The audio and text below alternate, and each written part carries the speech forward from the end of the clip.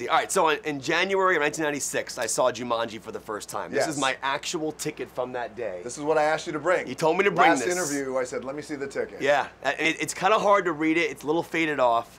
Wow. I'm just curious, do you have a collection of anything crazy like that when you were younger? Let's see. Well, I mean, this is really special, man. I'm not quite too sure if I have anything. Yeah, I'll tell you what.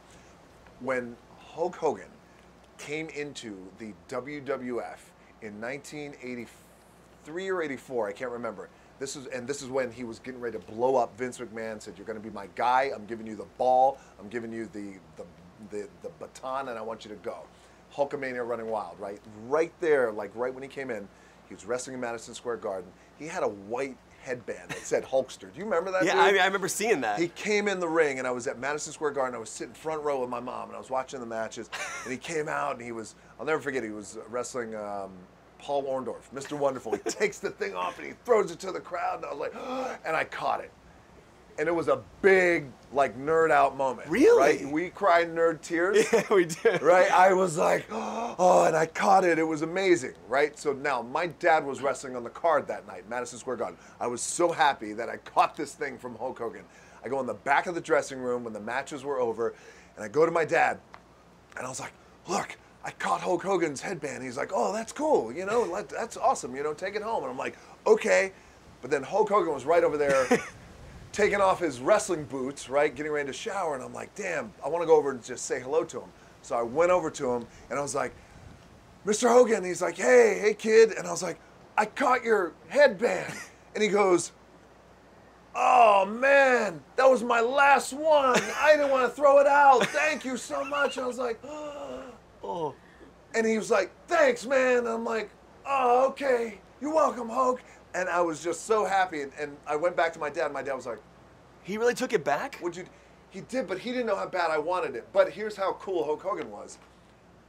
2 or 3 weeks later, he had like thousands more made, went to my dad, he goes, hey, I signed this for your son. He gave me my only one back, and I needed that one as one to make 1,000 other copies, and he goes, give this back, give this to him. And I have one of those. That's the coolest Isn't it the story. coolest That's thing? amazing. So, Hogan, if you're watching, thank you, brother. You still I have appreciate that. I still have it. That's so cool. Isn't that cool? You know, one of my favorite scenes. I've wasted 20 minutes. No. Thank you for that story. That's all right. Now, we got nothing but time now and money they're rapping on me. this junket. It's all right. Ask more questions. Couple Go more ahead. questions about the movie specifically, though. There's a great scene when you tap your pec, the thing comes up and it says strengths and weaknesses. Yes. I'm wondering if you were to do that in real life, hypothetically, and something came up and it said one strength, one weakness of Dwayne Johnson. What would that be? Bang, I would tap my chest right now. The one strength that I would have would be, this sounds totally cheese pizza, would be Hart. I got Hart. Okay. All right. The weakness would be the thing that starts with a T, ends with an A, and it's called tequila. That's your weakness. That would be it. You know, one of my favorite scenes in the film is when you slap Kev towards the wall. Yeah. That scene is incredible. It's well shot. And I'm curious on set how that looks. Are you really hitting a stunt person into that? When you shoot that moment, how does that look? Okay, so that's an interesting. So first of all, for everybody watching, like his favorite scene in the movie is when I slap the dog shit out of Kevin. This is true. Great, yeah. Because it's my favorite scene too. Fuck off, Kevin. Yeah, Kevin. So that scene, we had a lot of fun shooting that scene. So what's crazy about that scene, what didn't make the movie is originally he goes to push me, then he goes to slap me, and then I push him. Now when I push him, we got a stunt double in there, and the idea was, because I have these superpowers, the stunt double did not want to wear a wire. Huh. And because we were going downhill, because it was on a cliff, as we were climbing up the cliff, and he goes, no, just push me. So I shoved the shit out of this stunt double so hard, he flies up in the air, falls down, bang, gives himself a concussion, stops shooting.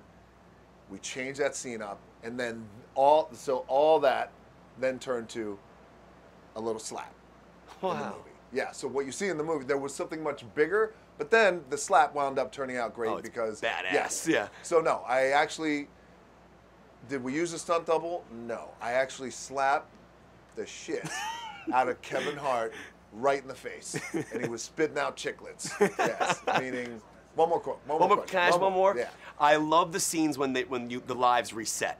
Those shots are so cool. It's kind of a two-parter only because it's a similar question. But I'm curious, when they shot the initial shots of you first jumping into Jumanji, were you on a set just hitting leaves as you fell down? And then secondly, when you do come back and you had that awesome superhero landing, how do they make that look like you actually fell down, hit the landing, and then you continue in the same shot? So cool question. So we had a camera rig on. I love your questions, by the way. Thanks, man. This is why you love movies, man. Yeah, I love this. You know I love this stuff, man. It's my favorite stuff to ask. I love it. So we rigged my stunt double and dropped him down a long line, probably brought him up 200 feet, bang, dropped him through a bunch of brush, jungle, foliage, everything, and you'll see his feet coming down, and you'll see just like swiping away. Yeah. And it was a really cool shot, like coming down, right?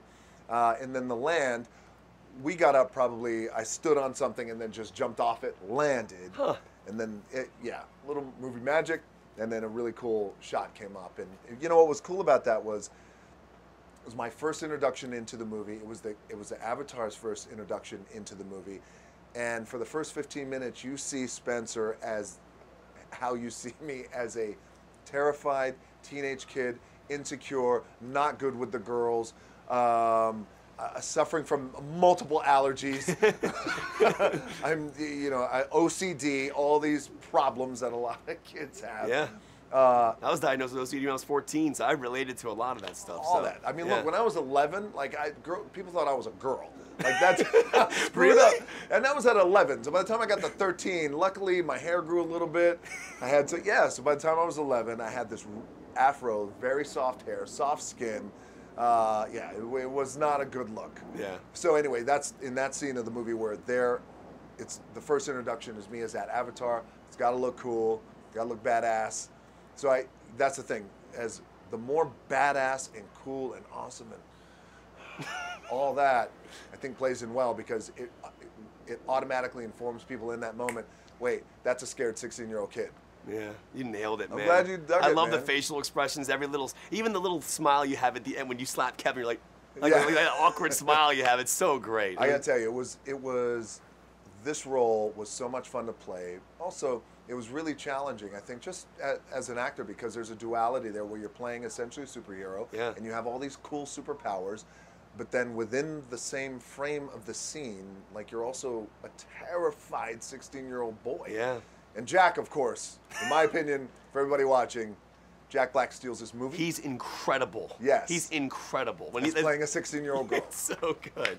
Dude, they're wrapping me. I feel bad, but they're wrapping me up, Always man. a pleasure, man. It was awesome. And by the way, really good to see you, man. Thank you so much for being so kind to me, man. Oh, of course. Really, first of all, congratulations to you guys. Back in 1996, in January, I saw the first Jumanji film. I still have my ticket for that movie. It's you don't. It's a bit faded, but look closely. You can see it. He may be the best. Damn, you can see it. You can see it.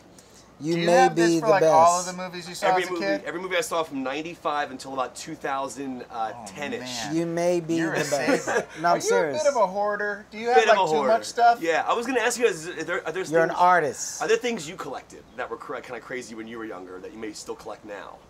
What do you got? I got basketball cards, but I don't know where they are. Yeah, no, you gotta find those. I gotta find them, those man. Those would be worth something now. I got some really good basketball cards, like a Michael Jordan rookie card is in there. Damn. I don't know where they are. But I bet you didn't keep it in the plastic. Yes, in the plastic, man. like my collection. Like, where are my cards? I got my judo trophy. I won a judo trophy when I was a teenager. Okay. And it was probably mostly because I outweighed the competition by a lot. And you got a big advantage. It's easier to flip people when you weigh twice as much as them. I'm so stupid. I was about to ask you. I was about to say, what do you think that's worth? You're not like keeping it in mint condition, are you? It is a plastic piece of crap. It's in a good case. It's got a lot of sentimental value. Yeah. It reminds me that sometimes in a pinch, I can be a badass. Where are my basketball cards? I'm glad I just thought about that. We gotta find these. I have to ask you about this amazing scene when Dwayne just slaps you against the wall. Yeah. I'm curious, as a filmmaking element, what happens there? Are you actually like not being launched, but how does that scene get filmed? Well, of course, you do it in pieces. Yeah. It's done with, and this is not because of me, because I do my own stunts. Some days I take off. This was the day that I chose to take off, so my stuntman stepped in, and they harnessed him up, and they simply gave him a hard yank, And with that yank, he flies from this side all the way out of the frame. And then they pick it up from another side of him smacking into the wall. Oh. But it was my stunt guy really on a harness getting pulled and them editing it up. But he does a great job with taking those falls, man, and making a lot of the stuff I do look real. So I'm lucky to have him. Shouts out to you, Jay. You definitely make me look good, man. And to my stuntman, Jimmy, the yank is one of the most serious stunt moves. Yeah. They don't get enough credit for the yank. There should be an Oscars for stunts. I don't know why there isn't, but I do want to ask you about the scene, obviously, when we learn your strengths and weaknesses. Yeah. And I'm sure you guys are getting this question, but if you were to hit your pec and a screen came up beside you, what would be one strength and one weakness you would see on that screen about yourself? Good question. Well, definitely one of the weaknesses would be Big Mac.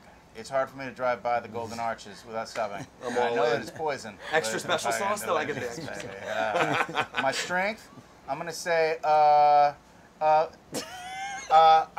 getting up in front of a group and putting on a show. That's an obvious one. I like to put on a show. Yeah, I was going to say, that's an obvious strength. You?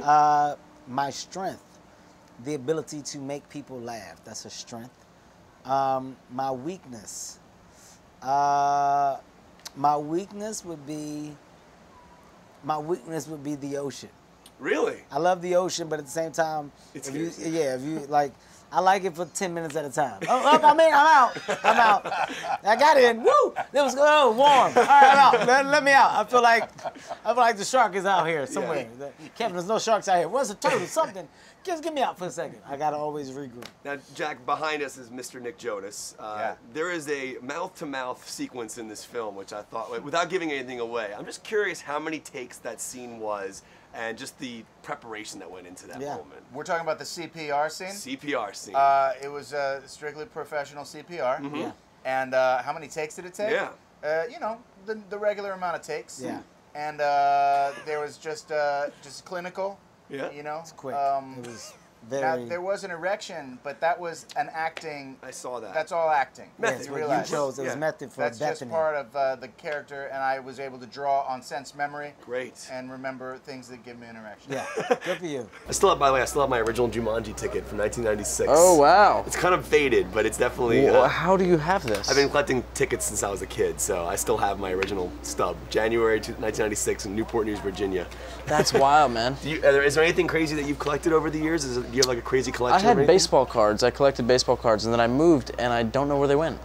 Kevin Hart just said the same thing about his basketball cards. Yeah. Yeah, it's such a bummer. I mean, like I really had a pretty solid collection. I had a Barry Bonds rookie card, a Derek Jeter rookie card, bunch. You know, I was gonna ask you, one of my favorite scenes in the film is they hit their pec, and then this strengths and weakness thing comes up on the screen. It says they have strengths and weaknesses, and I think Kevin's was cake. I was just curious, if you were to do that hypothetically in real life, there was one strength and one weakness to come up about you, what do you think would be on that list? Strength would be probably I'm very punctual. Yeah. I'd run on time most times. And then weakness would be pizza, maybe. It wouldn't make me explode like it does Kevin's character, but I do love pizza. What is your ultimate topping for pizza? Pepperoni guy. I'm a pepperoni guy. That's awesome. So you need pepperoni meatball, maybe. Depends. You know, we learned kind of early on in the film that your character, the relation that he has to another character somehow, that character's a metalhead. He loves Metallica, which I thought was really kind of cool. Yeah. And I was just curious, do you happen to find yourself as a metalhead at all? Do you like metal music or? I'm not a metalhead. Not at all. Not at all. I respect it. I think it's awesome. I even at times will just be scanning through my radio and I'll end up on a metal song, just headbang for a minute.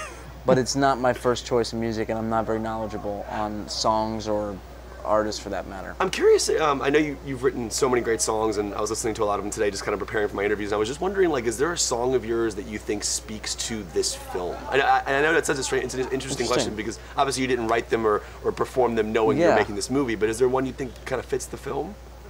Yeah, there are probably a few. I do actually approach my songwriting process with an eye and ear towards cinematic storytelling. I see the swooping camera shots and the landscapes as I'm writing it sometimes. And there are some songs actually on this new body of work that I haven't released yet that kind of have elements of that. There's one called Hold On To Me, which is about friendship and caring for somebody, and I think a lot of the themes in this film are friendship and finding a way to kind of see the world around you and take that in and be who you are. My favorite scene, one of my favorite scenes in the film is the helicopter moment, and that shot, I mean, I don't want to give anything away, but it's so cool what you guys are doing with that, and you're obviously driving or flying the helicopter. I'm curious, when you were filming that scene on set, what it looked like for you. Were they moving it on a gimbal? It was just all green screen.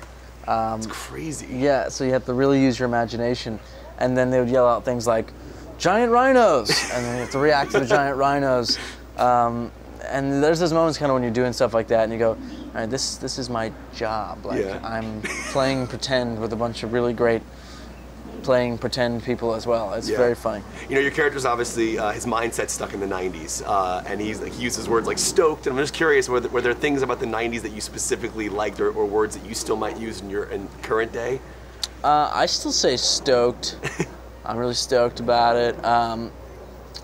What else does he say that he goes, well, he talks about Cindy Crawford. Yeah, yeah. Which, you know, just to be clear, like, well, someone says something, he's like, not Cindy Crawford hot. Yeah. I think she's still the Mecca. Agree. Completely agree with you. I'm still with my character's opinion. On Cindy Crawford. Yeah. I'm sure you've been getting asked this question a lot, but I'm curious about it. You have a crazy CPR sequence with Jack Black. Yes. And I'm just curious, when you film a moment like that, like, do you have to do it multiple times? Is it awkward to shoot a scene like that on set? Like, lots of times. Do you talk to him like different angles? Different angles. Breath mints involves. I was wondering that. Do you do breath mints before a scene? Definitely. Out of courtesy for the other person. But you know, it's an important piece to a story. Yeah. And it's mouth to mouth CPR. Yeah, well, it's a good scene. Yeah. You know, one thing I want to ask you, obviously you're a great performer, you're a great songwriter, you have an amazing voice. I'm wondering, can you compare and contrast the idea of camera being on you, shooting a scene in a movie, to walking out on stage and being with a crowd? Because when you're with a crowd, you have a live audience reaction, you can feed off that energy. But with a movie, while you have your co-stars, everyone kind of has to be quiet on set while you're shooting, you're seeing. Can you talk about the difference, those two? Yeah. Well, you know, my original acting experience came from being on a Broadway stage. It's kind of where I started. And so I was kind of spoiled in that, in those performance settings, you've got that instant reaction like you would at a concert. But I think there are some similarities. You know, when you're in it and you're like locked in a scene, whether it's comedy stuff or action or dramatic work, you can really feel it. You know, and you know when you're in there and you're kind of focused. And I think that I try to be as present as possible in both settings. And you can get the same rush out of each one. That's cool. Well, listen, man, it was awesome talking to you. Thank you too, so much man. for the time.